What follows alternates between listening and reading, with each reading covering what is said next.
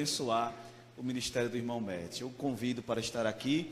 Nós vamos orar para que o Senhor possa cada vez mais abençoar a sua vida e nesta noite compartilhando este testemunho da qual o Senhor o marcou, e nesta noite ele está aqui porque Jesus vive. Aleluia. Ergam suas mãos. Deus amado, nós te louvamos, ó Senhor, pela vida do teu servo. Nós te agradecemos, ó Pai, por mais uma vez nós estarmos aqui para ouvir, Senhor, a tua palavra, para adorar o teu santo nome. Senhor, que nesta noite nós estejamos com ouvidos atentos, ó Pai, à tua voz. Que nós venhamos aprender, meu Pai, com este testemunho.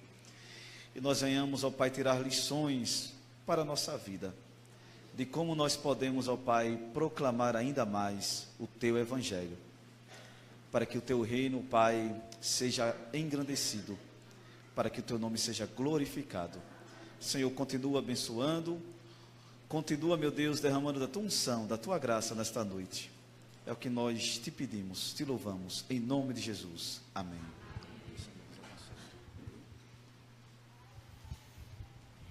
Que a graça e paz do Cordeiro de Deus, Senhor Jesus Cristo, seja com cada irmão aqui, hoje e para sempre. Amém. Os irmãos podem sentar. Meus irmãos, eu preciso repetir minha gratidão a Deus pela oportunidade e privilégio de estar com vocês aqui na Maceió, no Nordeste do Brasil, e privilégio de cada dia conhecer um lado desse país lindo, maravilhoso, esse povo abençoado por Deus. Nós desde ontem estamos aqui falando, e como eu falei ontem para os irmãos, eu já fui muito abençoado, mais que abençoei vocês. Eu fui muito abençoado através do convite. Confesso que é a minha primeira viagem durante esse ano, primeira viagem que eu realizo esse ano, num tempo talvez mais difícil da minha vida, e eu senti de Deus que esse convite é muito especial para pessoas especiais.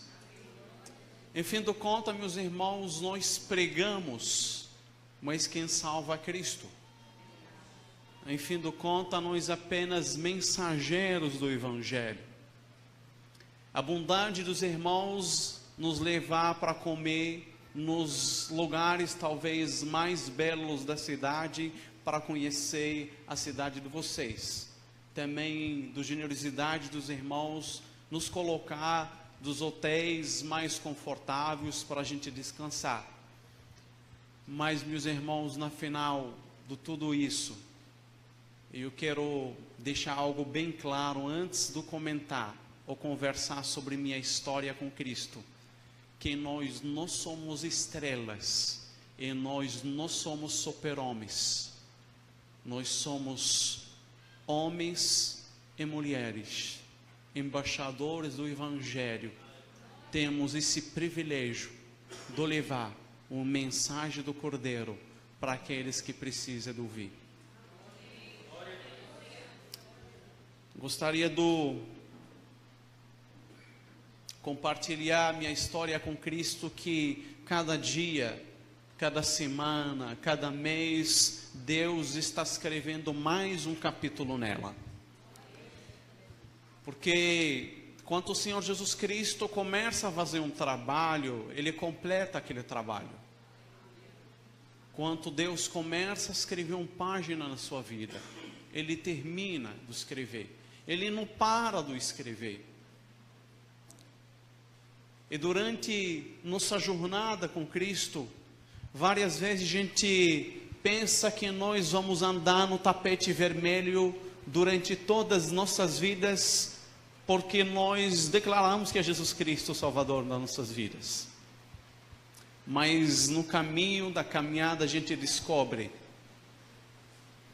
que não é bom assim. que na vida nós temos aflições, mas nós não somos sozinhos, porque na meio das aflições, o Espírito Santo de Deus está conosco. E nessa noite eu gostaria de começar dizendo para vocês uma pergunta. Imagina comigo Jesus Cristo, e sem dúvida eu tenho absoluta certeza que Ele está aqui na igreja, porque a Bíblia diz, quanto um ou dois fala a respeito ao Cordeiro, Deus está lá.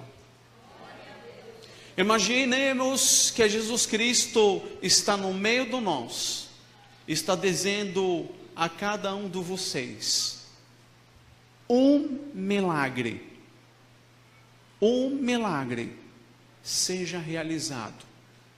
O que você pediria por Senhor essa noite?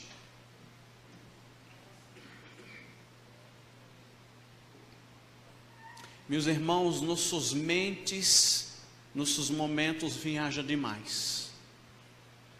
E a gente começa a pensar demais. Talvez você fala, eu oro para a vida do meu marido, ele está desempregado no momento mais difícil do Brasil, eu pediria um emprego para meu marido. Talvez você dizia, eu pediria para que meu filho volte nos pés do Senhor. Fugiu da igreja, fugiu na graça do Deus, fugiu na vontade do Deus. Talvez uma doença bateu na sua casa, um câncer terrível. Não é a possibilidade para a cura. Você dizeria, eu pediria uma cura para câncer do minha mãe, do meu pai, talvez da minha própria vida. Talvez seu casamento que está acabando e que está aparecendo dele apenas as aparências. Eu não sei, mas imagina comigo, um milagre seja realizado. O que você pediria por Senhor essa noite?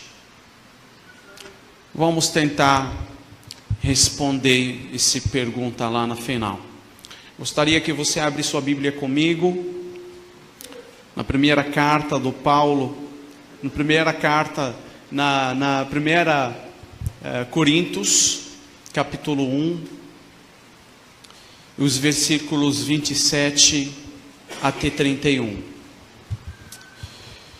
Eu costumo dizer que todos os crentes têm um texto sagrado, talvez mais pessoal. Aquele texto que quando você lê ele, você fala, esse texto aí é texto da minha vida. A palavra do Deus toda é viva. A palavra do Deus toda é eficaz. A palavra do Deus toda é linda, poderosa. Mas sempre tem um texto que você talvez se identifica mais com ele. E 1 Coríntios, capítulo 1, os versículos 27 até 31, talvez um resumo da minha biografia com Cristo. Quando eu olho para esse texto, eu lembro da minha vida. Quando eu olho para esse texto, eu olho para o que o Senhor Jesus Cristo fez na minha vida, num lugar onde gente jamais imagina o Evangelho pode chegar. Diz assim o texto sagrado: mas Deus escolheu que para o mundo loucura, para envergonhar aos sábios. Ele escolheu que para o mundo fraqueza, para envergonhar as fortes. Ele escolheu que para o mundo insignificante, desprezado que nada é, para reduzir a nada o que é, a fim de que ninguém se vanglorie diante dele. Porém, vocês são dele em Jesus Cristo, o qual se tornou sabedoria de Deus para nós. Isto é justiça, santidade e rendição, para que, como está escrito, aquele que se gloria, glória-se no Senhor. Eu sinto necessidade de orar mais uma vez. Feche seus olhos e vamos orar. Senhor Jesus, Pai, graças te damos por tantos privilégios que o Senhor nos dá, apesar que nós não merecemos absolutamente nada. Pai, nós somos pecadores, precisamos de sua graça. Pai, a Bíblia é traduzida na nossa própria língua. Pregadores explicando tua palavra na nossa própria língua. E várias vezes, Pai, nós não queremos saber da tua palavra, porque nós temos liberdade demais, porque nós temos graça demais, porque nós temos oportunidade demais. Pai, essa noite gostaria que não é meu nome, pois sou um pecador. Não é o nome dos pastores, porque eles também são os pecadores. Não é o nome dos irmãos da igreja, porque eles também são pecadores. Mas queremos que seu nome seja glorificado. Porque esse culto, Pai, não é para nós, mas é para o Senhor. Usa, Pai, minha vida, apesar da minha dificuldade da língua portuguesa, para transmitir para teu povo o que o Senhor Jesus fez na minha vida, o que Ele está fazendo e o que Ele vai fará. Em nome de Jesus. Amém. Meus irmãos, a Bíblia diz que Deus escolhe as coisas loucas desse mundo para vergonhar sábias. E Deus escolhe as coisas fracas para vergonhar as fortes. E Deus escolhe as coisas insignificantes, que nada é, que talvez para você não tem valor nenhum, para um único motivo, para que o nome dele seja glorificado. Se a gente viajar desde o Antigo Testamento ao Novo Testamento, no vários textos sagrados, e na vida de cada homem de Deus que passou na história da Bíblia, nós vamos ver que eles teve fraquezas, e Senhor Jesus usou essas fraquezas para que o nome dele seja glorificado. Há várias pessoas. Aqui diz o texto que Deus, Ele escolheu as coisas insignificantes, desprezadas. Essa palavra desprezo, ela chama muito minha atenção. Quando a gente olha para a vida de vários profetas que passaram na história da Bíblia, a gente vê desprezo, desprezo, desprezo, desprezo, mas no final Deus honra eles. Talvez o personagem mais chamativo na história da Bíblia, Davi. Quando você vê a história do Davi, do começo, do meio, do fim, você vê desprezo, desprezo, desprezo, desprezo. Você lembra do rei, quando aquele profeta foi na casa do pai do Davi, diz para ele: olha, Deus vai levantar um rei através da sua descendência. E aí pai do Davi, ele começou a dizer: ah é? Deus vai levantar um rei na minha descendência? E aí ele começou a contar os filhos mais velhos dele, e deixou Davi. Ele não falou Davi, ele fala o nome de todos os filhos. E aí o profeta de Deus diz: não, será que o Senhor não tem mais um filho? E aí pai do Davi, ele começou a pensar: ah, verdade, eu tenho um moleque, eu tenho um piá, eu tenho um criança, eu tenho um adolescente chamado Davi. Desprezo.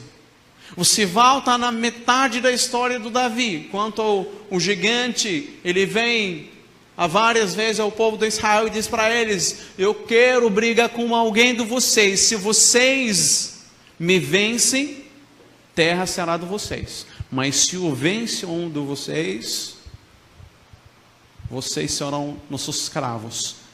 E aí na cena, o Davi estava indo para levar os alimentos para os guerreiros, entre os guerreiros, os irmãos dele.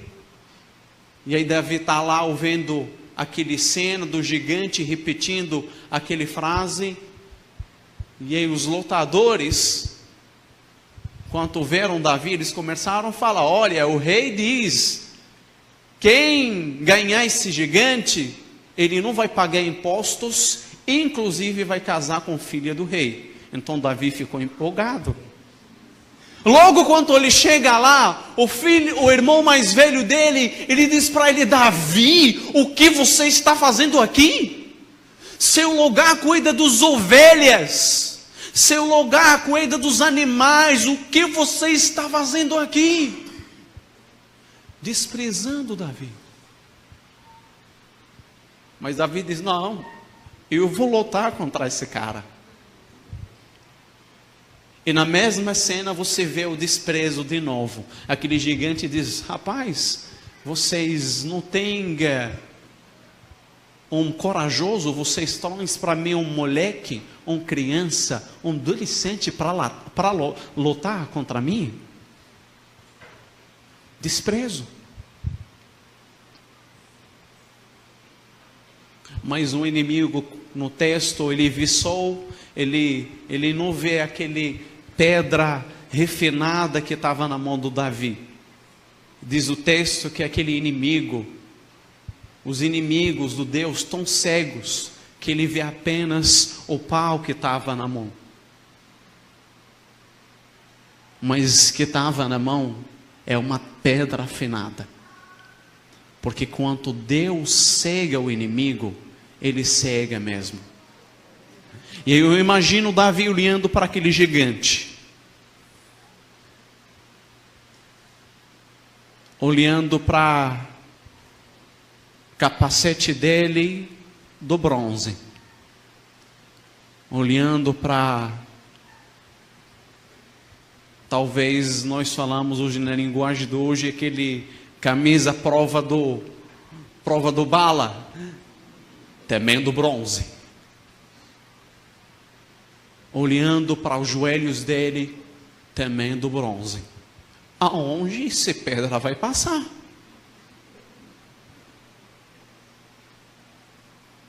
Parece que o Espírito Santo do Deus, ele dá um zoom nos olhos do Davi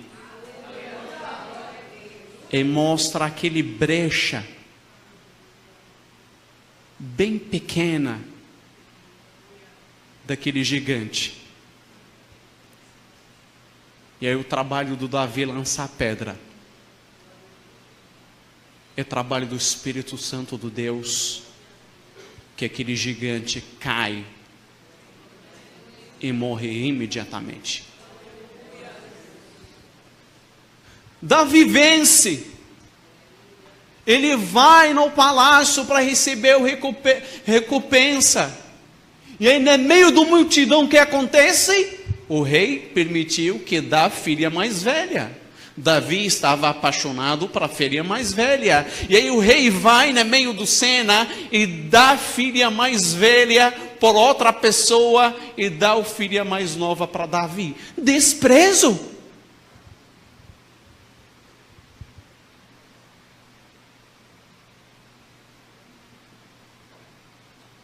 Na vida de Davi, o desprezo estava tão forte que quando ele fugiu,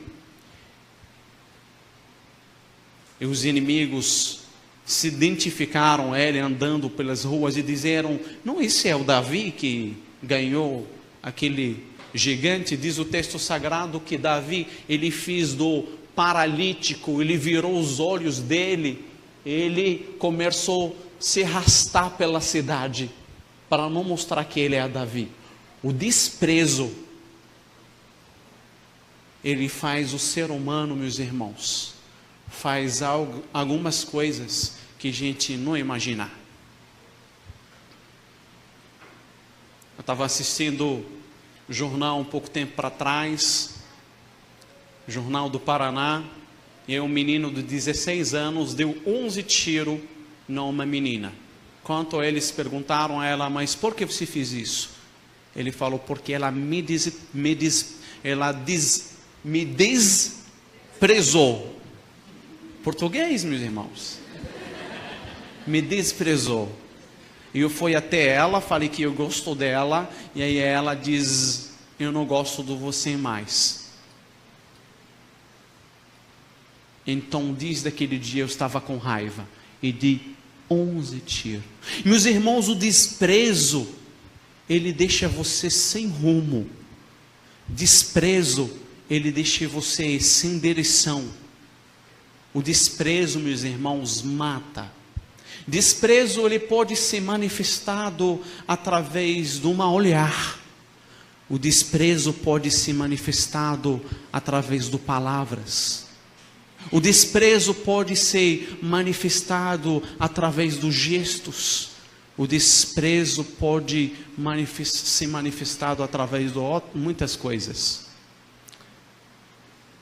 Mas sempre o final termina bem.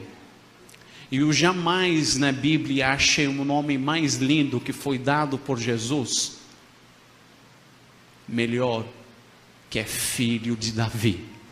Tem misericórdia de mim.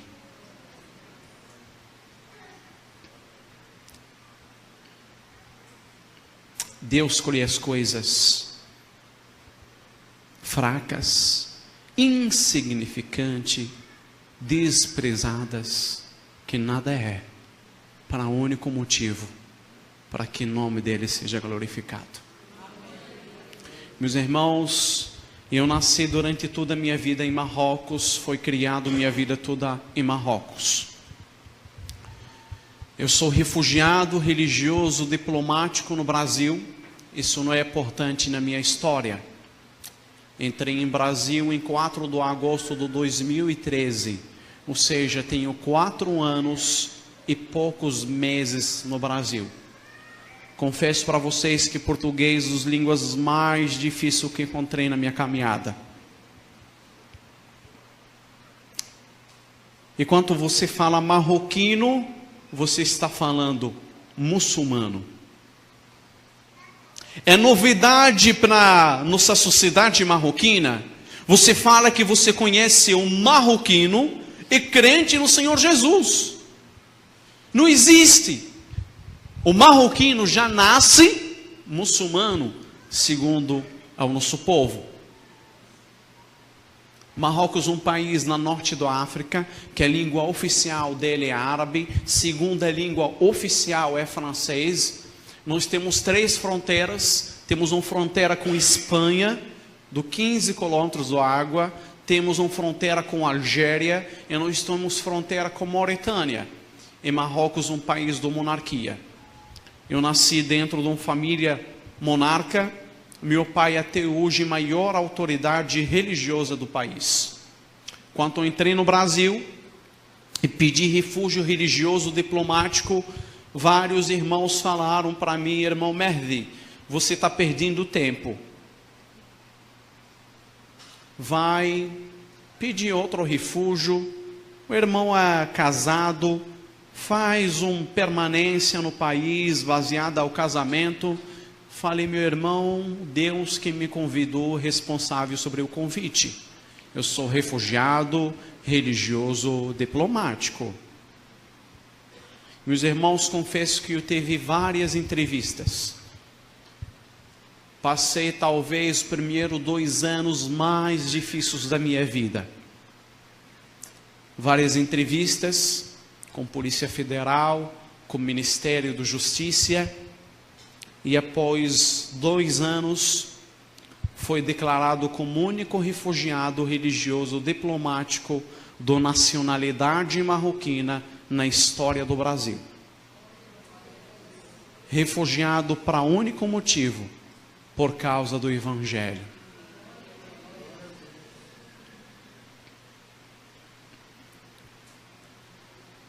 Desde a minha adolescência, eu sabia bem claro qual é meu trabalho no país. Eu sou filho mais velho de um líder religioso, e significa que eu sou futuro líder religioso do país.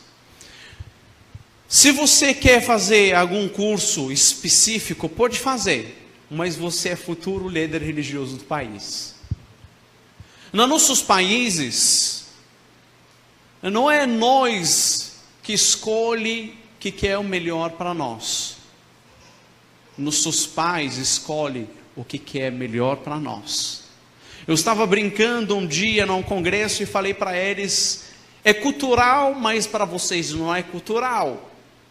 No cérebro marroquino, antigo, hoje não é tanto assim, a mãe que escolhe a esposa para o filho.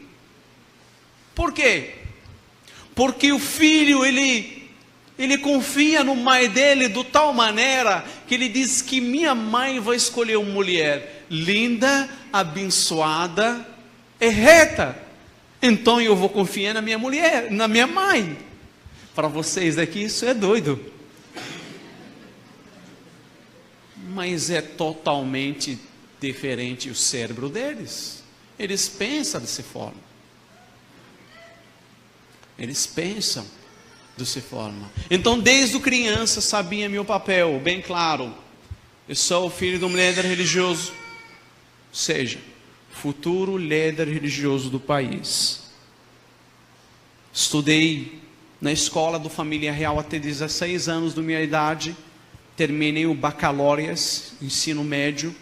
E aí, como nós temos regras, como um país, uma monarquia, todos os membros da Família Real do Marrocos, com 16 anos, eles saem do Marrocos, eles vão para a Europa, para abrir a mente deles, e depois voltar para Marrocos. Por que vai para a Europa?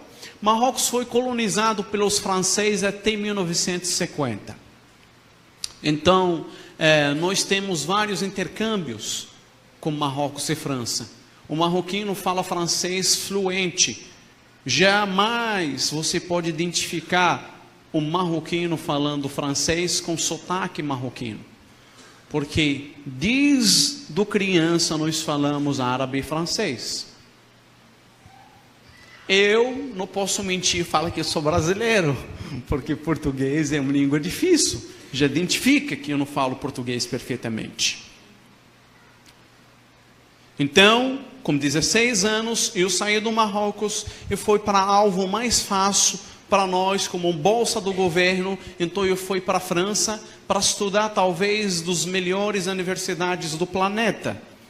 Talvez se você não conhece essa faculdade, você está usando esse sistema na sua casa. Microsoft. Talvez você tenha um computador, tem um sistema chamado Windows. Então eu fui como um bolsa do governo com 16 anos para a Europa para estudar numa universidade do Microsoft. Fiquei 4 anos, estudei engenharia do software, área da qualidade do software, do programação, em português. E fiquei 4 anos lá. Depois de 4 anos, eu voltei para Marrocos, sabendo como vai terminar minha jornada. Então voltei na Marrocos com engenheiro, simplesmente para fazer um curso de teologia do islamismo. Porque na Marrocos, se você é filho do presidente da república, você vai fazer um curso de teologia do Islã. Se você é filho de um médico, você vai fazer o curso de teologia do Islã. Se você é um filho de um pedreiro, você vai fazer um curso de teologia do Islã. Porque religião e política andam lado a lado e nós não podemos separar essas duas coisas. Quando você fala do religião, você fala do política. E quando você fala do política, você está falando do religião. Nós não podemos separar essas duas coisas. Então, com o engenheiro, entrei na Marrocos, me inscrevi na faculdade de teologia do Islã na minha cidade capital, Rabat. E comecei a estudar o primeiro ano.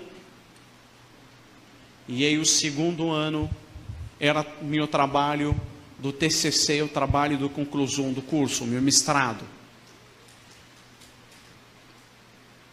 Sabendo que a segunda lei marroquina, se um marroquino foi pego com uma Bíblia escrita em árabe, 2 anos de cadeia. Em Marrocos, se um marroquino foi pego confessando outra fé, segundo a lei, a fé dos pais e mães e avós, que é o islamismo, e você declara que você abandonou o islamismo, 5 anos de cadeia. Se você foi filho de uma autoridade e você faz parte do governo do país, você some ou você perde a cabeça. Mas foi dentro desse lugar, foi dentro desse país, foi dentro dessa família, o Cordeiro de Deus revelado na cruz salvou minha vida. Porque Deus escolhe as coisas loucas desse mundo para vergonhar as sábias. Ele escolhe as coisas fracas, insignificantes, desprezadas e que nada é, para reduzir que nada é, para um único motivo, para que o nome dele seja glorificado.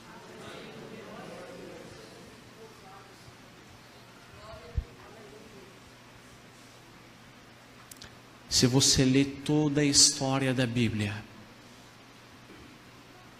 todos que passaram, foi a única mensagem deles, que é o nome do Senhor seja glorificado.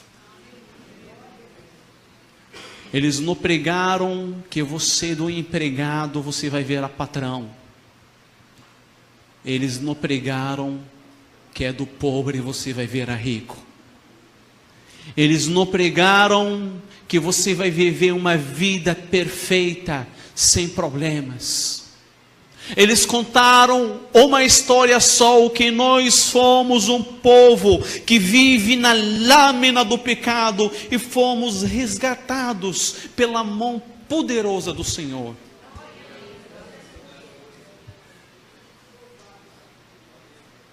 Foi a única mensagem deles. Que o nome do Senhor seja glorificado. Entrei naquele seminário de teologia do islamismo, é claro, para estudar o islamismo. Entrei na faculdade, estudei 1 ano, islamismo em geral. 2º ano, você faz uma especialização em estudos islâmicos. E foi minha especialização Al-Hadith. Al-Hadith é um estudo do 2º livro mais sagrado depois do Alcorão. Tudo que o profeta Muhammad, que é o profeta dos muçulmanos, diz. Então eu fiz um estudo específico nessa área. E no final do TCC, Senhor Jesus, dentro do Marrocos, dentro de uma faculdade de teologia do Islã, ele usou meu professor muçulmano para me dar uma tema muito curiosa do meu TCC. Ele veio até mim como um livro verde, bem fino, talvez do 30, 25 páginas, bem fino aquele livro. Ele diz para mim: Mehdi, eu tenho uma tema muito curiosa por seu TCC esse ano. O tema do seu TCC esse ano vai ser comparação sobre Bíblia e o Corão.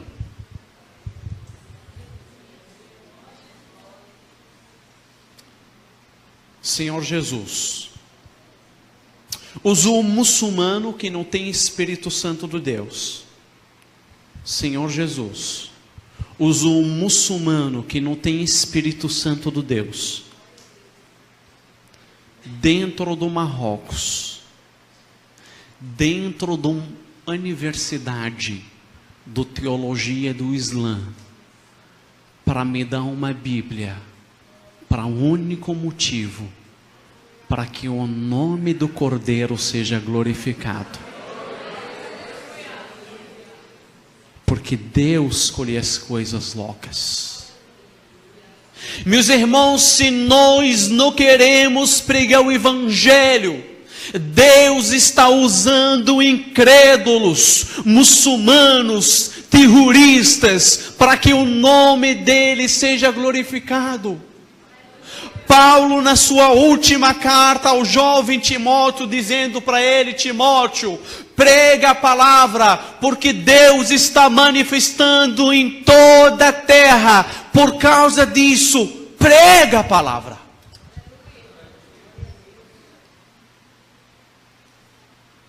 E se nós não queremos pregar, Deus está usando pessoas que a gente jamais imagina para pregar. Parece-me que Deus está usando aquelas pessoas que estão longe da palavra, tão longe do palavra, tão longe do palavra de Deus. Ele usa eles, Ele traz eles para nós que nós tão pertos, mas tão pertos do palavra. Porque Deus escolhe as coisas loucas e fracas e insignificantes e que nada é. Se um filósofo entrar nós, está esperando a lógica, diz do comércio, estou dizendo para você que Deus não é lógico. Deus mediu o universo em palmas. Deus sabe quanto fio do cabelo você tem na sua cabeça. Deus sabe o que você pensa e o que você imagina. Deus está verificando e sabendo o coração de cada um aqui. Ele me deu o Evangelho de Lucas. Eu lembro que é um livro bem fino, Evangelho de Lucas. E aquele Evangelho de Lucas chegou na Universidade de Teologia do Islamismo através da seguinte história. Resumindo a história.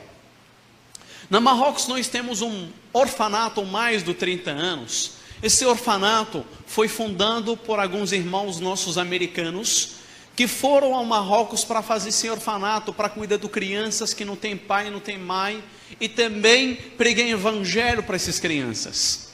O governo marroquino já descobriu que aquele orfanato é um campo missionário para evangelizar as crianças.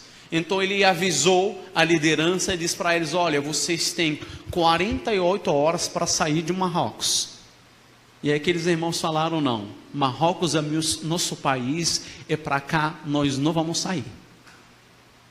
Então o governo diz: olha, se a gente prender esse povo, os direitos internacionais vão entrar em acesso, em embaixada, então nós temos que fabricar uma coisa para prendê-los. E como esse povo é profissional para fazer um negócio tão bem feito para te levar para a cadeia, eles dizem no processo que esses homens de Deus estão abusando das crianças sexualmente. Tudo aquele equipe americana foi 10 anos do cadeia para cima. Até aqui está tudo bem. Entraram lá, acharam muito material do evangelismo. Dos materiais que acharam lá, Evangelho do Lucas, caixas do Evangelho do Lucas. E os caixas do Evangelho de Lucas foram para onde? Para seminário do teologia, do islamismo, para seja criticada.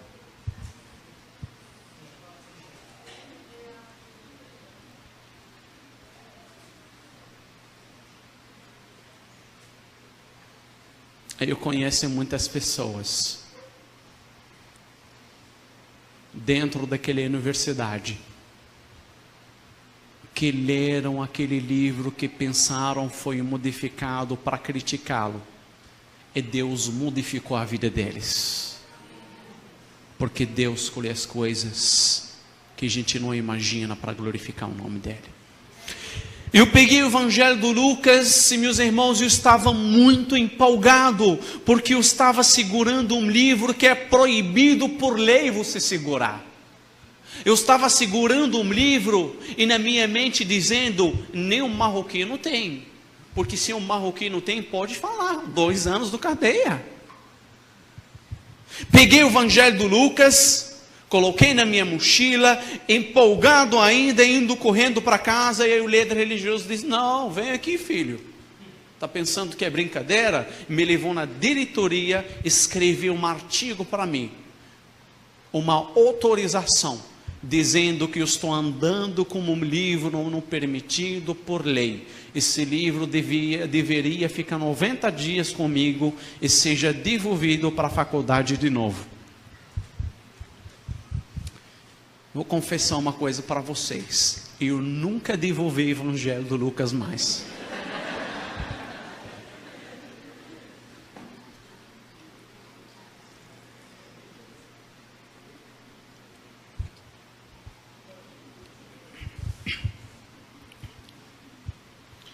Peguei o Evangelho do Lucas como uma autorização e comecei a tremer, curioso para saber o que tem dentro desse livro. O que os muçulmanos pensam sobre a Bíblia? Você perdeu a aula de ontem. Mas basicamente é assim, os muçulmanos acreditam que a Bíblia foi modificada, não é a palavra do Deus correta.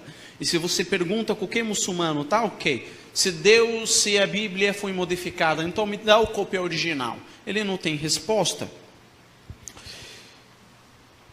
Ou você fala para ele, tá ok, Deus tão poderoso que ele não consegue proteger tua palavra? Você fala que a Bíblia é a palavra de Deus, ok, mas foi modificada? Como assim? Mas quanto nós conhecemos a verdade nos liberta. A Bíblia é o único livro, meus irmãos, que quando a gente lê, a gente descobre umas coisas das nossas vidas. Você quer que Deus fale contigo? Pega a Bíblia e começa a ler com voz alta. Deus está falando contigo. Meus irmãos, a palavra de Deus é viva. A palavra de Deus é viva, eficaz. A palavra de Deus é a única palavra que entra em qualquer coração, do rico, do pobre, do rei, do príncipe, sem pedir autorização para ninguém. A palavra de Deus, ela confronta e ao mesmo tempo ela consola no seu coração, porque ela é uma palavra viva. Peguei o Evangelho de Lucas e a perspectiva, pegar o Corão, pegar o Evangelho de Lucas e todas as temas que tem no Corão e os temas que tem na Bíblia, e tem que comparar essas 2 coisas. Vou te dar exemplo, o amor de Deus na Bíblia e amor de Deus no Corão, o perdão na Bíblia e perdão ao Corão. Eu confesso para vocês, meus irmãos, que na primeira vez que li o Evangelho de Lucas, eu repetia o Evangelho de Lucas diante de graça de Deus mais do 15 vezes por dia. E você vai entender por quê. A literatura no Oriente, em nossos países pelo menos, é algo muito normal. Meu pai falava, casa sem biblioteca é um cemitério. E meu pai falava também, quem não leia, ele não produz. Como nós vamos produzir se nós não lemos absolutamente nada? Então, eu li o Corão várias vezes, e um capítulo alcorânico é 3 vezes mais Evangelho de Lucas, que você não está entendendo absolutamente nada. Você lê uma coisa e o texto te leva por outra coisa, e aí se você não é um estudioso do geografia alcorânica, do contextos alcorânicos, você não entende absolutamente nada. Evangelho de Lucas, eu estava entendendo tudo o que estava acontecendo. E não apenas isso que é o curioso, porque na cada leitura que eu leio, eu vejo uma coisa que não vi na outra leitura, e aí eu leio de novo. E aí na segunda leitura, eu vejo algo que não vi na terceira leitura, e aí eu leio de novo. E aí na quarta leitura, eu vejo algo que não entendi na terceira leitura.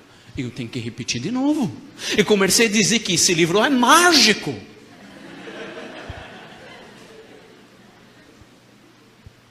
Mas a pura verdade é que a palavra de Deus é viva.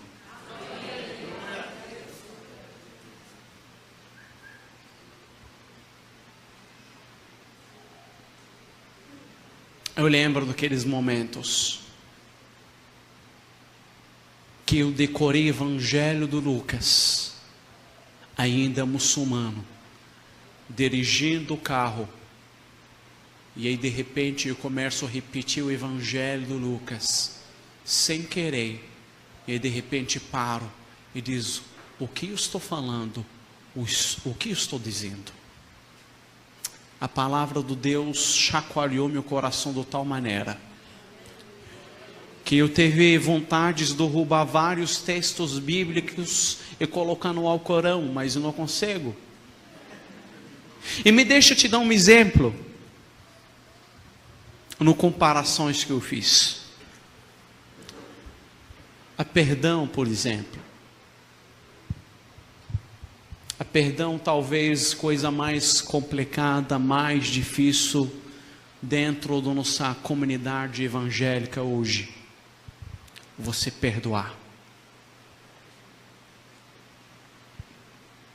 Meus irmãos, a pura verdade que quanto hoje nós lemos textos bíblicos sobre perdão, parece-me que eu estou contando para a igreja um filme 3D. Ou talvez estou cantando uma fantasia, ou talvez estou contando um teatro. Mas meus irmãos, isso é o Evangelho. Se você quer ele, pega ele tudo. Ou se você não quer ele, deixa ele tudo.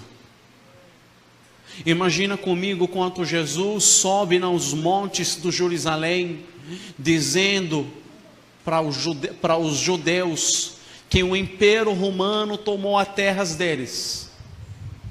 Olha, se um judeu te deu uma tapa, te agrediu, dê ao outro lado, sabendo que a terra é sua. Se alguém roubou seu casaco, deixa o casaco para ele. Ora por seu inimigo, perdoa seu irmão. Imagina aquele pessoa ou aquele mulher que acabou com sua vida, ruinou sua vida. Você consegue perdoa ele ou perdoa ela em nome de Jesus? Você consegue tirar todo aqueles feridas, todo aquele ódio dentro do seu coração e coloca no altar do Senhor? Ou você é um grande mentiroso que você pede para que Deus te perdoar nas suas orações como você perdoa os outros.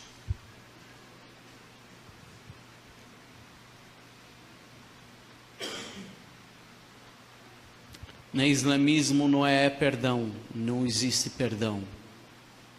É dente com dente, olho com olho. Se você mata o seu filho, eu mato os 2 dos seus filhos. Se você mexeu na minha guarda-roupa, eu queimo o seu guarda-roupa.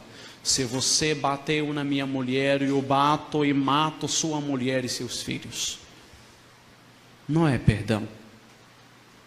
Meus irmãos, eu sei que é muito difícil orar por seu inimigo. Eu sei que é muito difícil perdoar aquele que te machucou. Eu sei que é muito difícil esquecer das feridas.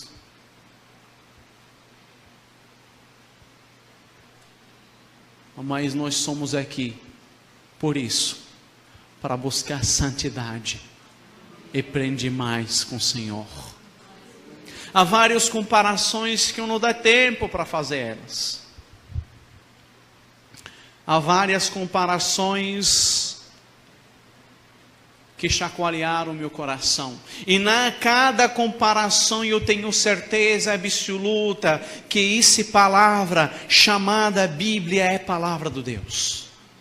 Mas na outro lado da minha mente eu dizia, mas será que meu pai está errado? Meu pai é a maior autoridade religiosa do país. Agora Marrocos toda vai para o inferno, só esse povo chamado evangelho que vai para paraíso? Mas me deixa te falar, quanto nós conhecemos a verdade nos liberta. Nós estamos aqui nessas cadeiras, sabe por quê? Porque a liberdade de Deus nos libertou. Talvez que você não faz parte do povo de Deus, você fala, esse povo é doido. Domingo, 9h44, no meu horário, porque aqui é 1 hora menos. Aqui estou com 8h44 ainda. Esse povo está aqui, nesse calor, escutando esse marroquino doido. Esse povo não tem nada para fazer, não? Meu irmão, nós temos muita coisa para fazer. Mas nós recebemos a notícia que a verdade de Deus nos libertou.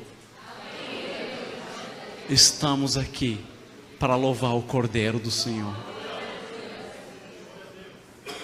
Quando nós descobrimos a verdade nos liberta.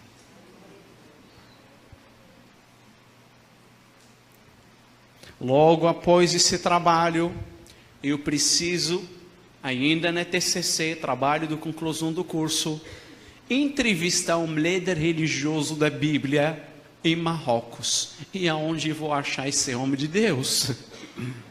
Comecei a pesquisar, não achei absolutamente nada. E aí decidi perguntar a meu pai. Eu lembro bem claro do Cicera. Era um dia da manhã cedo, eu disse até o escritório do meu pai, ainda na nossa casa. Meu pai estava recebendo visita de um líder religioso de uma região do país, e na meia da reunião eu entrei e disse, pai, eu preciso de sua ajuda. Não sei se o senhor sabe, mas eu tenho um trabalho, comparação sobre Bíblia e o Corão. Meu pai ficou assustado, se levantou imediatamente. Ele falou para mim literalmente, quem é este jumento que te deu esse trabalho?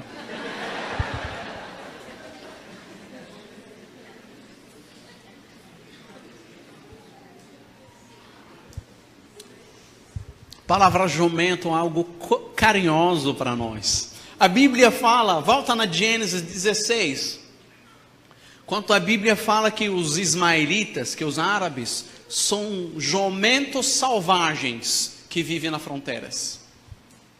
A Bíblia usa essa linguagem. Volta, Gênesis 16. Eu falei, o fulano do tal que me deu esse trabalho. E aí, enquanto aquele líder religioso que estava com meu pai viu a cena, eu segurando o evangelho do Lucas, falando com meu pai, ele se levantou e disse assim: olha, senhor Omar, o nome do meu pai é Omar, seguinte, esse livro que seu filho está segurando, ele fez lavagem cerebral na cabeça de muita gente. O cara foi um profeta.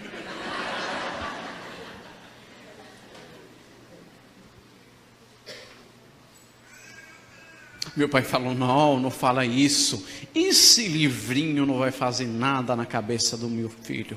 E aí meu pai participou da minha conversão e me deu o contato do melhor amigo dele que estudou com ele em Londres, que hoje não é mais melhor amigo dele, porque é meu pastor hoje. Justamente porque Deus escolhe as coisas loucas desse mundo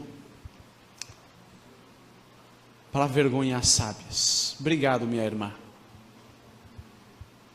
E Deus escolhe as coisas insignificantes, desprezadas, que nada é, para único motivo. Não é para que o nome do Mehdi seja glorificado. Não é para que a minha história bonita e seja glorificada, mas para que o nome de Cordeiro seja glorificado.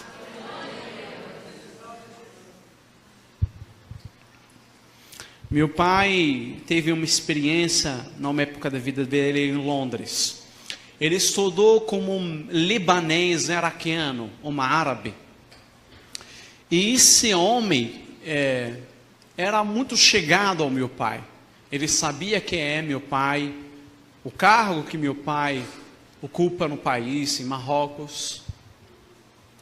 Mas ele tem um carinho muito especial para o meu pai. E meu pai tem muito carinho por esse homem. Ele sabe que ele é cristão baseado nas palavras que ele usa no dia a dia.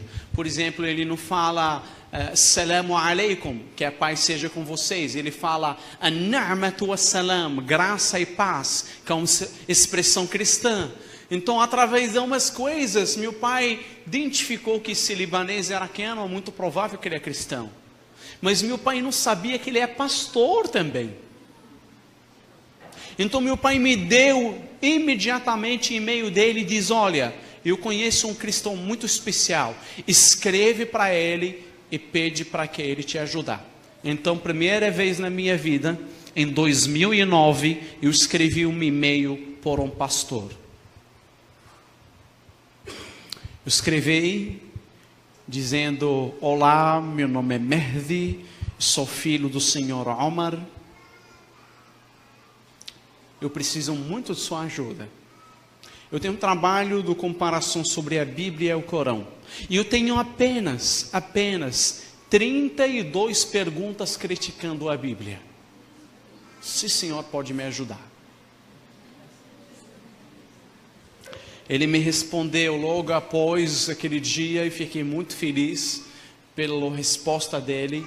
Animado, feliz, alegre. Eu lembro que nós trocamos vários e-mails durante 15 dias. Eu perguntava, ele respondia. Eu agredia ele com o meu jeito tão errado. Ele respondia com muito amor e carinho. E através daqueles e-mails eu sentia que esse cara que é especial. Que esse cara tem uma coisa especial. Após 15 dias, ele decidiu para que nós gravamos essa entrevista. Então, eu, sem demorar, comprei minha passagem para Londres, viajei até Londres, cheguei no aeroporto, e aí eu vejo o pastor Abdul Qadir, literalmente o nome dele significa Filho do Poderoso, como uma placa, escrito nela, Irmão Mehdi.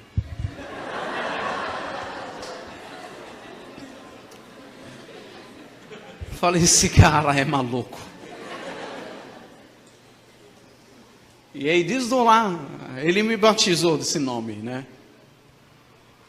Desde aquela época, irmão Mehdi ficou.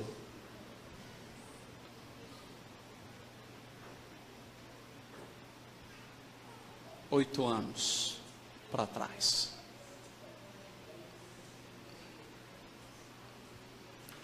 Eu lembro bem claro daquele cena. Chego, aquele pastor com aquele placa, abracei ele, agradeci para ele me receber. E eu, no meio do agradecimento, ele me parou e disse para mim: olha, eu preciso falar para você algo urgente que Deus está colocando no meu coração. Posso falar? Falei para ele: pode. Ele disse para mim: Mervi, eu conheço seu pai antes do que ele casa com sua mãe. Eu conheço seu pai enquanto era jovem. Ele fez comigo doutorado na política do Oriente Médio e Norte da África. Eu conheço seu avô. Eu conheço dia do cerimônia que seu pai sumiu ao trono do liderança religiosa no país. Eu conheço sua família literalmente 32 anos. Eu gostaria de falar algo muito especial. Gostaria de dizer que durante esses 32 anos, eu e minha família estamos orando por sua família.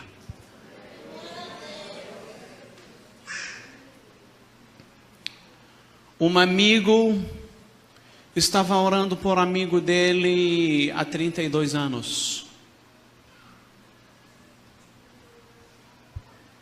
Lembram quanto a Bíblia diz que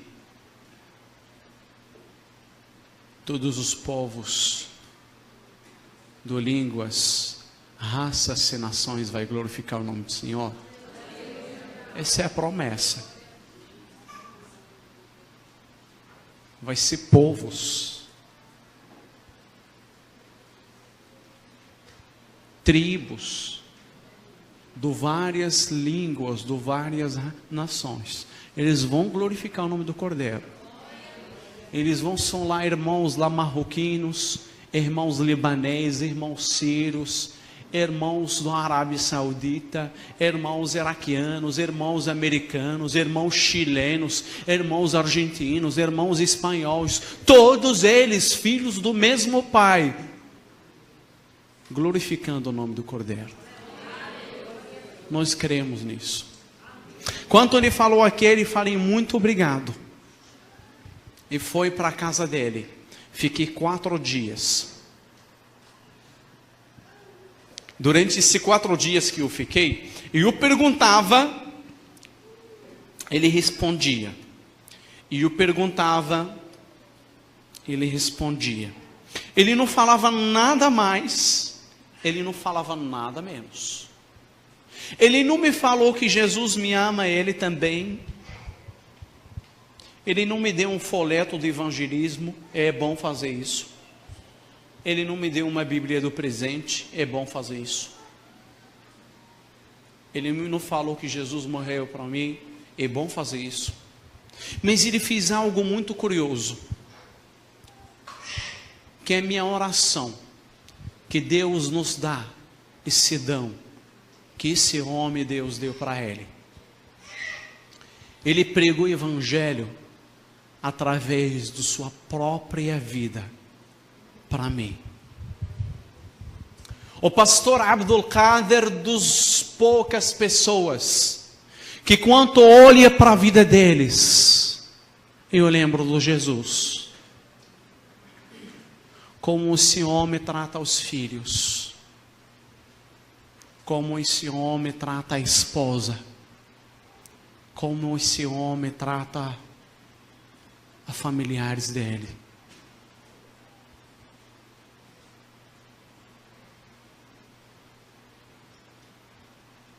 Meus irmãos, nós somos pecadores, nós somos sujos, mas isso não significa que você tem que parar de buscar santidade.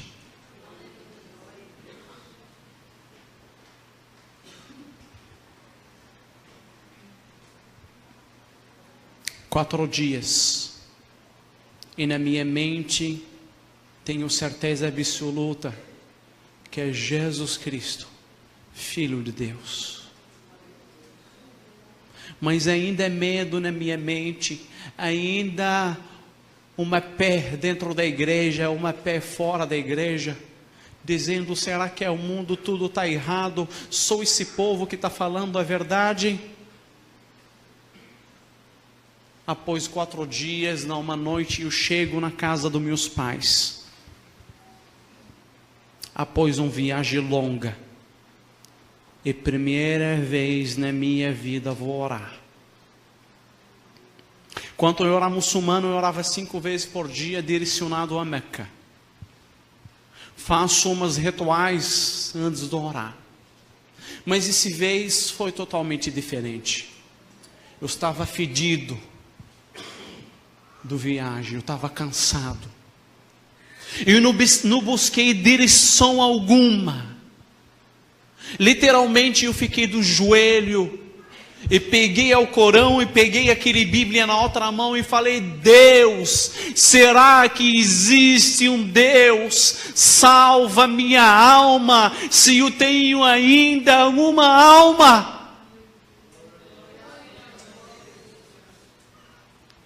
Esse livro chamado Evangelho,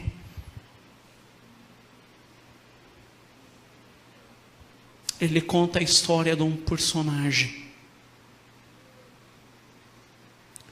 do Filho de Deus que fez carne e habitou entre nós e se humilhou de tal maneira que ele se fez servo, apanhou por causa do nosso, foi humilhado por causa do nosso.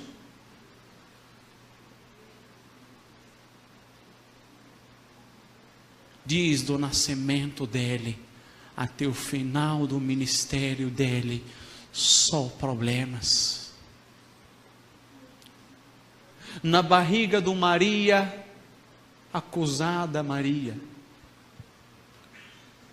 Ele nasce num lugar aonde os animais descansam. Desculpa pela palavra, mas do lado do fezes dos animais, o Rei dos Reis nasceu. Logo após, o Pilatos começa a perseguir as crianças para matar as crianças. E aí o Cordeiro do Deus, um judeu, fugindo, pedindo asilo religioso aonde? Em Egito. Logo após o ministério dele, começa a trabalhar, ele não tem outra opção para trabalhar. Só martelo e madeira, batendo dias e noites, simbolizando a morte dele na cruz. Após o ministério público dele, resolvendo problema de pessoas problemáticas. Uma prostituta precisa do perdão. Um paralítico precisa do cura. Um cego precisa enxergar. Discípulos problemáticos, um traiu, outro negou. Mas ele nos amou primeiro e sofreu primeiro na cruz. E hoje a cruz está vazia, pois ele ressuscitou e venceu a morte, para nos dar uma lição do que significa perdão e humilhação e sacrifício.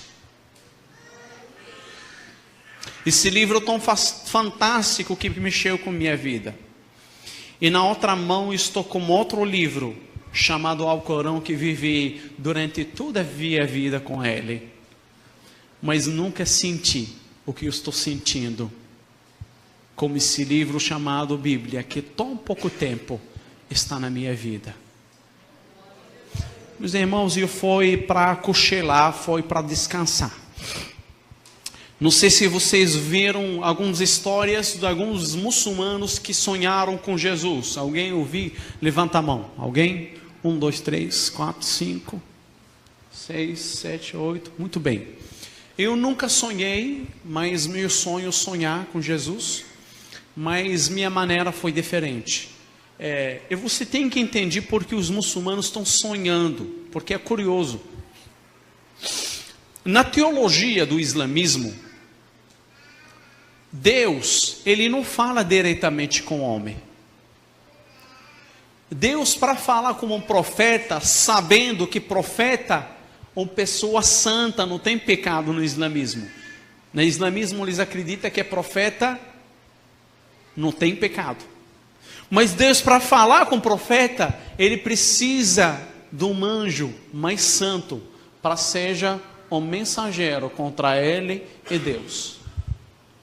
Então imagina como Deus vai falar com um ser humano normal.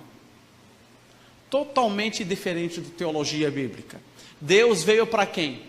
Para os doentes, cansados, sobrecarregados, drogantes, traficantes, todo aquele que a sociedade não quer, Jesus quer.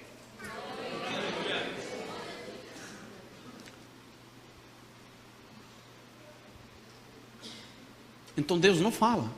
Mas Deus fala como maneira no islamismo. Deus fala através do quê? Dos sonhos.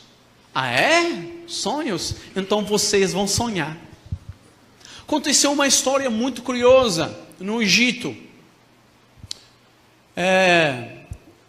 Diz a história de fontes confiáveis dos nossos amigos do Junta Mundial. Conversão é uma agência missionária que pertence à nossa igreja batista. Um relato de uma história que foi publicada no Jornal Oficial do Egito, de uma egípcia que mora do lado de uma igreja evangélica copta. Essa moça, ela sonhou como um homem de roupas brancas, chamando Jesus, dizendo para ela: olha, eu quero salvar sua vida.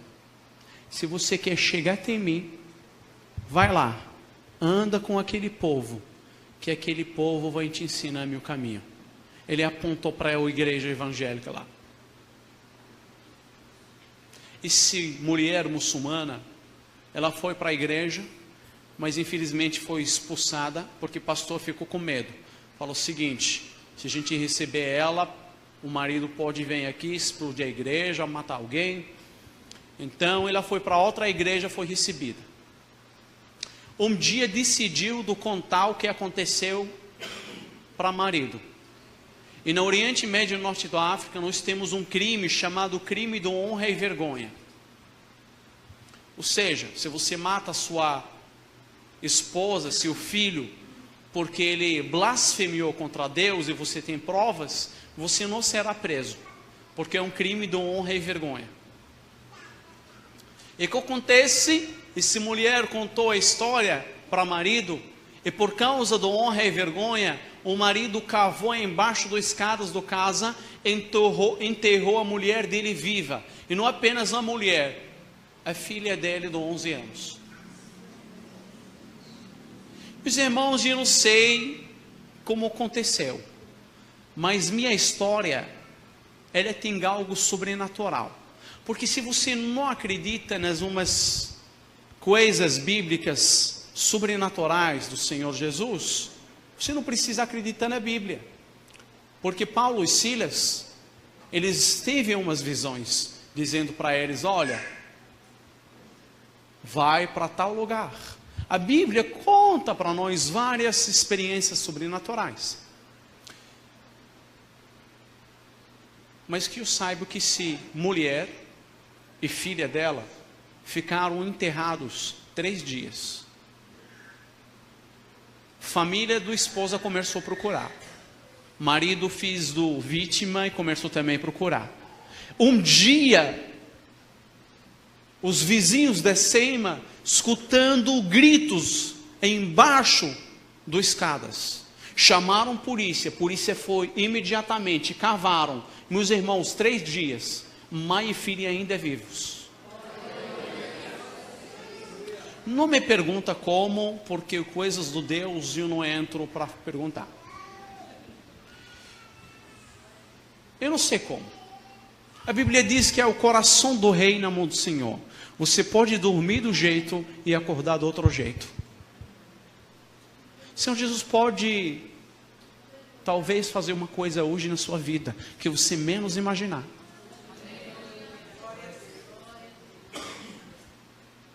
E não porque eu preguei, não, porque Deus usou um pecador igual eu para trazer a tua palavra. Então, ainda vivos, eles vão para o hospital, eles dão para eles primeiros socorros. E o jornal oficial do Egito, animado, porque o notícia é quente, um cara que enterrou a filha e a esposa vivos. Que é isso? Mas eles não sabiam que está esperando lá eles. Chegaram lá, mulher ainda de coma. Quando ela levantou, perguntaram a ela: nos conta o que aconteceu contigo. E ela começou a contar. O homem de roupas brancas, chamado Jesus, ele apareceu para mim no sonho e disse para mim: se você me ama, que chega até mim, anda com esse povo. Eu contei para o meu marido, ele me enterrou vivo. E aí filha começou a levantar e falar: mas mãe, conta para ele o que aconteceu dentro daquele buraco. E aí o menino de 11 anos começa a falar: ô moço, todo dia à noite, o homem das roupas brancas, ele vem aqui e traz para nós alimentos para nos alimentar.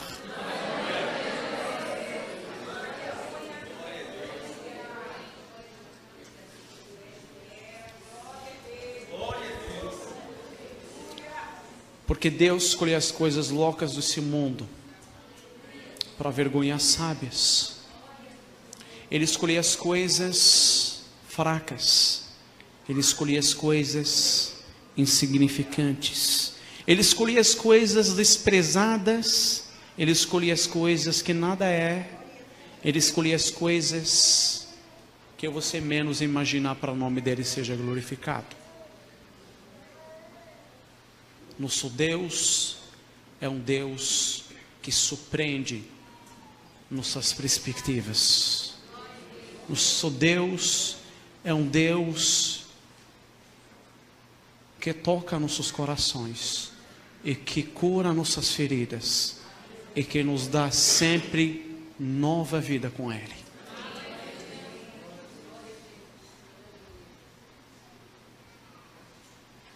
Comigo foi um pouco diferente. Ainda deitado dentro de um condomínio fechado, Palácio Real da Família Real do Marrocos, 15 quilômetros antes de você chega na cidade de Tuarega, que é a capital, antes de você chegar lá, 15 quilômetros, Polícia Federal, Polícia Militar, Inteligência e Polícia do Rei. Telefone não funciona, nada funciona, aonde a gente menos imaginar, alguém se converte. Ainda dentro de uma casa da maior autoridade do país, naquele soneca, eu ouvi uma voz, dizia: Mehdi, eu sou filho de Deus, fica em paz. Mehdi, eu sou filho de Deus, fique em paz. Mehdi, eu sou filho de Deus, fique em paz.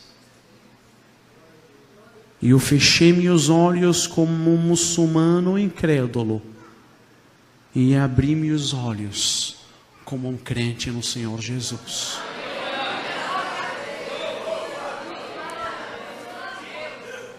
Eu era cego e agora vejo.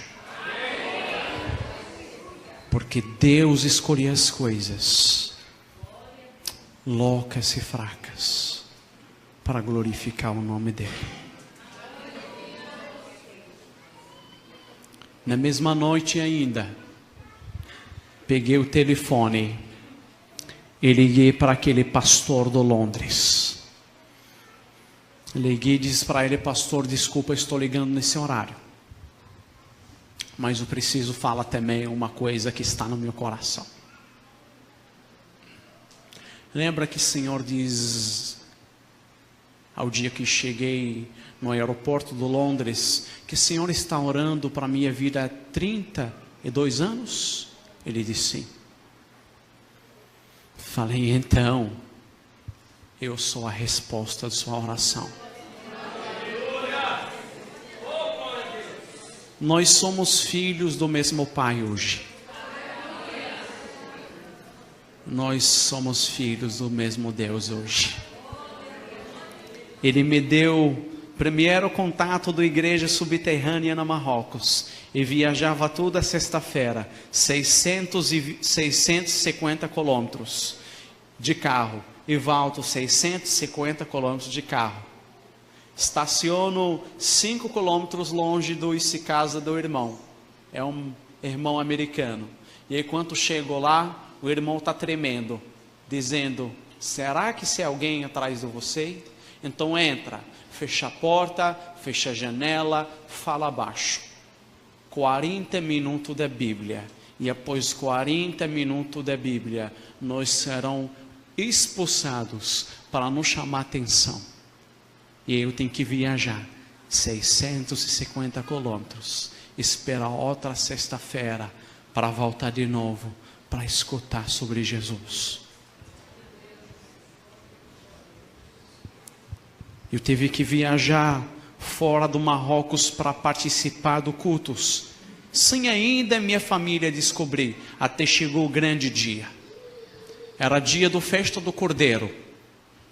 Todos os muçulmanos, eles compram um cordeiro para comemorar a grande história do Abraão e Isaac. Quando Deus falar com Abraão, sacrifica seu filho. Então os muçulmanos compram um cordeiro, eles pegam, e filho mais velho, ele sacrifica esse cordeiro. Eu sacrifiquei várias vezes. Mas chega uma hora que já chega. Eu já lembro bem claro desse dia, eu estava viajando fora do país, cheguei na noite do festa do Cordeiro. E aí eu abro meus olhos e o meu pai estava em pé, dizendo: Mehdi, seja bem-vindo. Eu estava onde? Eu falei no país onde estava. Ele diz: hoje é festa e você hoje será que vai sacrificar o Cordeiro. Eu disse para ele: não, pai, dá para meu irmão Hamza caçula. Ele diz: não, você. Mas falei: pai, esse menino tem que prender. Ele diz: não, é você. Meus irmãos, quando Deus fecha uma porta, está fechado, não tem jeito. Quando Deus abre uma porta, está aberto, não tem jeito.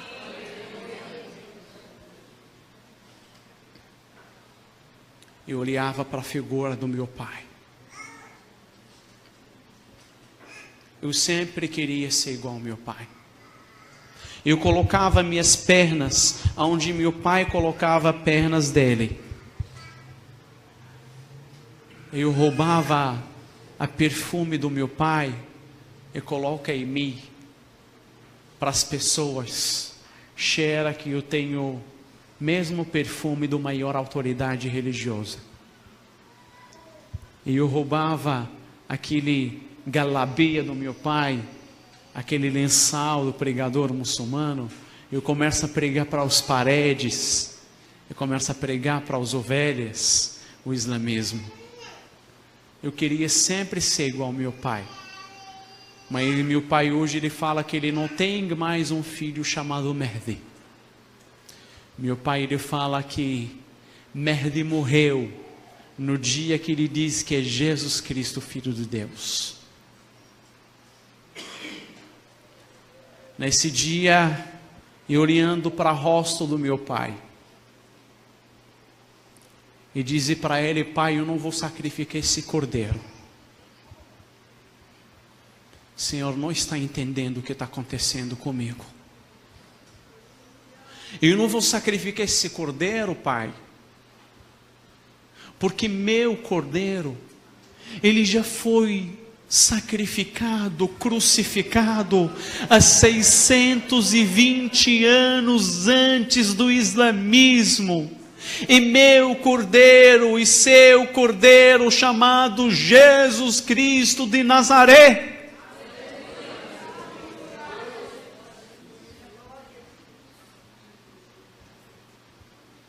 Eu lembro dessa cena como foi ontem. Meu pai, um homem diabético, caiu imediatamente. E minha mãe, ela começou a gritar e chorar, dizendo: filho, o que você está falando? Meus irmãos ficaram na paredes, paralisados, não entenderam absolutamente nada. E foi minha primeira saída de Marrocos.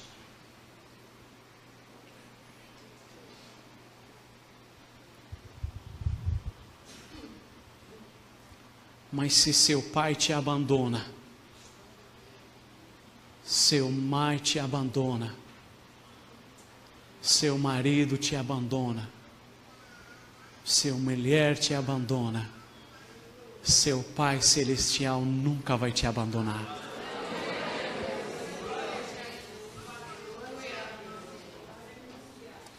Há 5 anos eu não vejo o rosto do minha mãe por causa do Evangelho.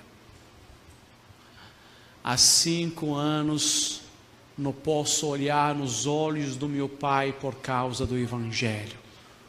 Proibido pesar em Marrocos, proibido pesar em vários países, por único pecado que eu cometi, porque eu declarei que é o Cordeiro do Deus Salvador da minha vida. Meus irmãos, eu perdi muita coisa por causa do Evangelho. Eu estou perdendo muita coisa até hoje. E talvez você está perguntando essa noite: será que isso que nós merecemos? Servimos Deus, deixamos nossos países, e isso que nós merecemos? E não existe uma resposta mais fantástica que é a Bíblia, que é a graça do Deus te basta.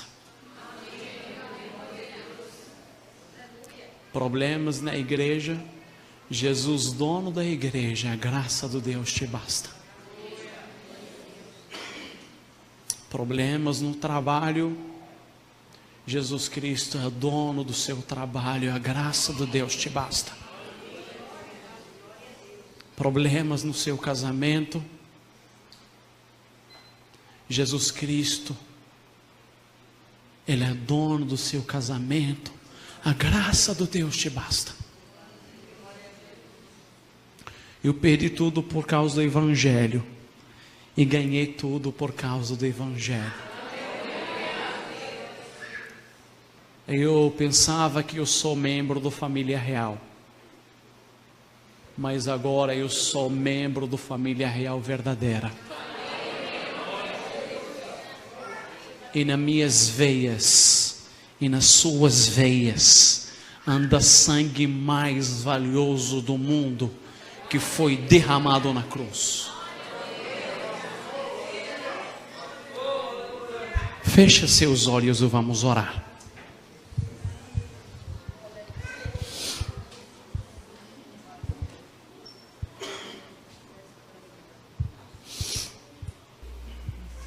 Feche seus olhos.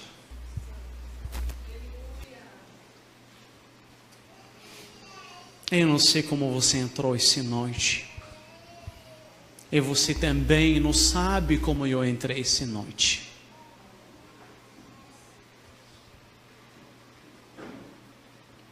Mas uma certeza absoluta que eu tenho, que o Espírito Santo de Deus está aqui. E quer restaurar sua vida, e quer salvar sua vida. Nós fazemos uma pergunta no começo do tempo, imaginamos que Jesus está aqui. O que você pediria para Ele? eu pediria muita coisa para o Senhor. Talvez eu reclamo dizendo: Senhor, apenas uma coisa. O Senhor é bondoso demais, eu quero pedir muita coisa. Mas essa mesma pergunta foi feita há 2000 anos atrás. Há 2000 anos atrás, uma cena bíblica fantástica nos conta a história do Senhor Jesus ao entrar numa cidade chamada Cafarnaum. Ao Senhor Jesus entra nessa cidade, ele entra numa casa e uma grande multidão ouviu que filho do Davi, que cura, que ressuscita, que restaura, está numa casa na Cafarnaum. E aí muita gente estava lá apenas para assistir show do Senhor Jesus. Mas no outro lado da cidade do Cafarnaum, a Bíblia nos conta que 4 homens estavam correndo contratempo. Há 4 homens correndo naquele poeira do Oriente Médio, preocupados com salvação de um amigo paralítico, dizendo para ele: nós vamos te levar até Jesus.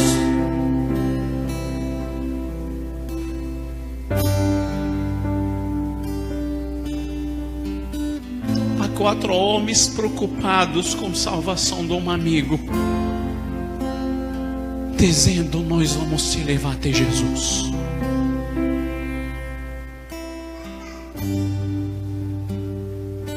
Imagina esse paralítico dizendo: mas não tem como, eu não consigo andar, sou paralítico.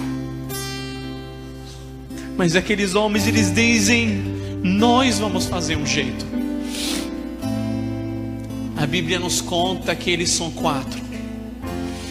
Colocaram aquele paralítico numa manta, e cada um segurando de um lado, correndo contratempo. E ao chegar na casa onde o Cordeiro de Deus estava, diz o texto que estava todo lotado.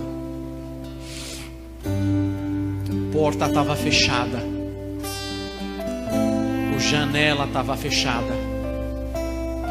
E humanamente falando, meus irmãos, não tem jeito. Humanamente falando, não tem jeito para restaurar. Não tem jeito. E que não tem jeito, não tem jeito. Mas esses homens fazem um jeito. Eles vão para a porta e a porta está lotada. Eles vão para a janela e a janela também está lotada. Então eles sobem ao teto dessa casa. Eles abrem aquele teto. Eles são 4, o texto não fala, mas eu imagino 2 lá em cima do teto e 2 embaixo, segurando aquele paralítico com cordas e dizendo: não, venha um pouco para cá, não, venha um pouco para cá, cuidado, não vai cair. E aí eles pegam aquele paralítico, e aí o teto daquele casa começa a se abrir, e de repente aquele paralítico desce, e desce, e desce, justamente aonde o Cordeiro do Deus estava sentado.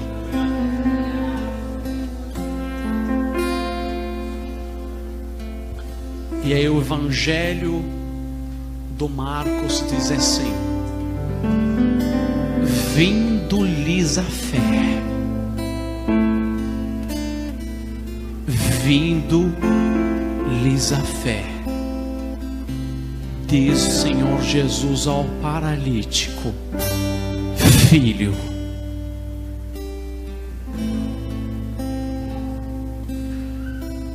que fé é esta que tocou o coração do Senhor dos Senhores? Que fé é esta que mexeu no coração do Senhor dos Senhores? Esse paralítico que não tem nome, Jesus chama ele do filho. Chama ele por perto. Ele diz para ele: filho, sabendo que ele é paralítico. Ele olha não no rosto dele, mas no coração dele, a necessidade dele. E todo mundo estava esperando o show de Jesus, para que Jesus disse para ele: levanta e anda. Mas Jesus olha para ele e diz para ele: filho, seus pecados foram perdoados. O maior milagre que Deus fez nas nossas vidas, que Ele perdoou nossos pecados. Há muitos paralíticos aqui. Eles têm um câncer que a medicina não pode tratar, chamado câncer do alma, e que só Jesus pode curá-lo. Jesus hoje está chamando você: filho, eu queria perdoar seus pecados. Quero convidar a igreja a ficar em pé.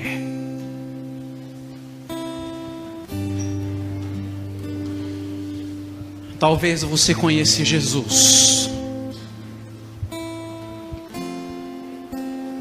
mas talvez você não tenha intimidade com Jesus. Talvez você conheça Jesus, mas você ainda não entregou sua vida a Jesus. Talvez você está andando com Jesus, mas você está passando como um tempo difícil. Um tempo difícil que você talvez está falando: Deus, será que o Senhor está dormindo? E hoje quero te convidar. Vem aqui na frente, eu gostaria de orar por sua vida. O Senhor Jesus está chamando você hoje do filho, dizendo: filho, seus pecados foram perdoados. Alguém aqui quer o perdão do Senhor? Vem aqui na frente. Vem aqui na frente. Senhor dos Senhores, o Senhor dos Senhores que perdoa seus pecados, o Cordeiro de Deus que renovar sua vida com Ele.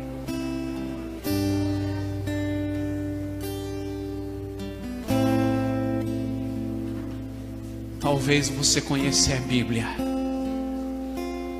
mas talvez você está passando por uma crise igual eu.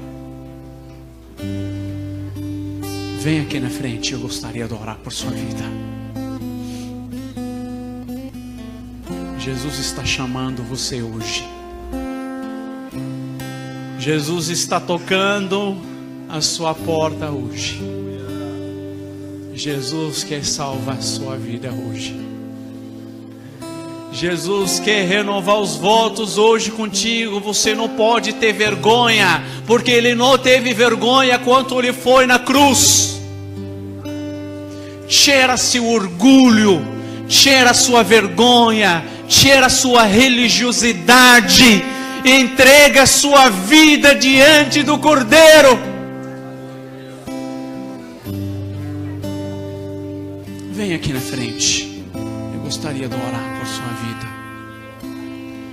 venha a mim, a todos os cansados e supercarregados, que Deus quer carregar seus pecados,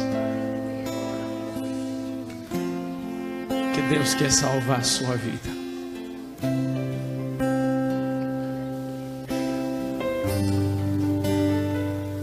Entre nós muitos irmãos que conhecem Jesus, mas talvez a fé está esfriando cada dia mais. Talvez com vida agitada do dia a dia, você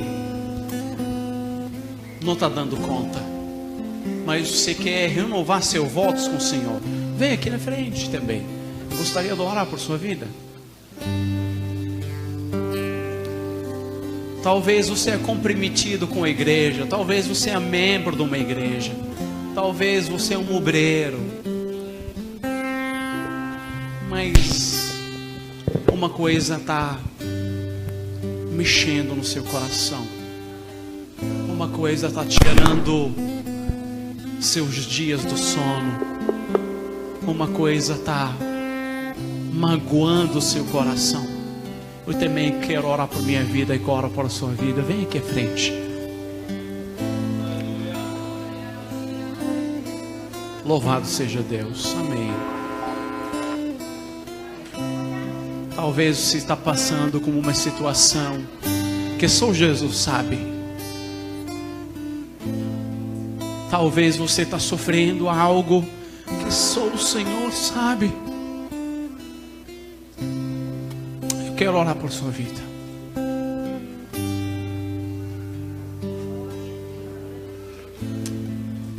Amém. Louvado seja Deus.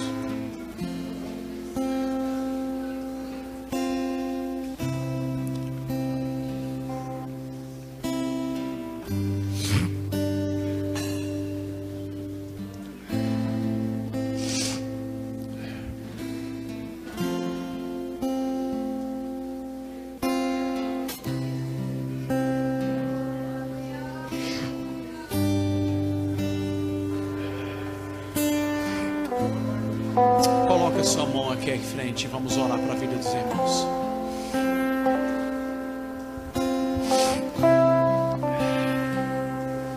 Senhor dos senhores e Rei dos reis, e Leão do tribo do Judá, o Cordeiro do Deus que foi crucificado na cruz por nossos pecados, o Pai, o Filho, o Espírito Santo de Deus.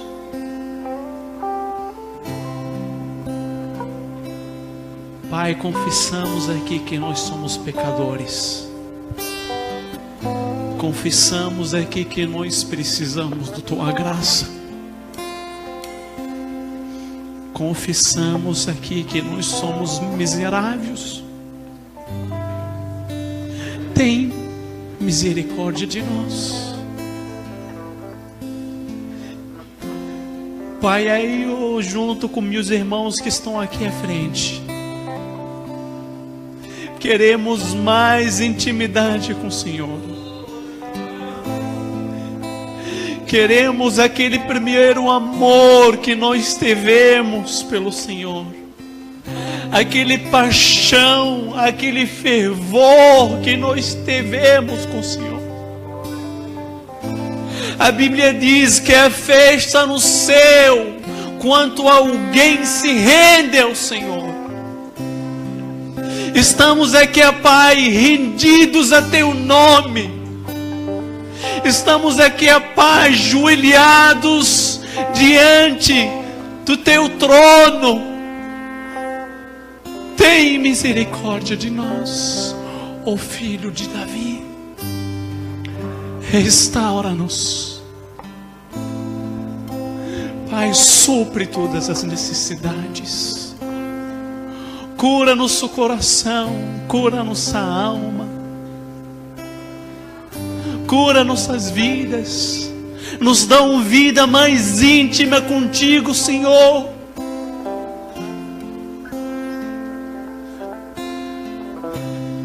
Confessemos que viver por Senhor é difícil demais, mas queremos que o Senhor nos ajude para viver a eternidade junto com o Senhor. Pai, em nome do Pai e Filho e Espírito Santo, abençoa esse povo hoje e para sempre. Amém. Continua. Aleluia, aleluia, aleluia. Continua orando ao Senhor, aleluia. O Senhor está agindo neste lugar, o Senhor está fazendo algo diferente neste lugar. Adore, adore o nome do Senhor, aleluia. O Senhor está marcando vidas aqui neste lugar. Deus está fazendo algo diferente neste lugar. Há vidas que estão sendo renovadas pelo Espírito Santo de Deus. Enche, Espírito Santo, enche, enche com o teu poder. Enche, Senhor, com a tua unção, com a tua graça. Ah, meu Deus, aquele que estava ficando indiferente ao teu evangelho vai sair agora, Senhor, com a certeza e convicção de que o Senhor é o Rei dos Reis, Senhor dos Senhores.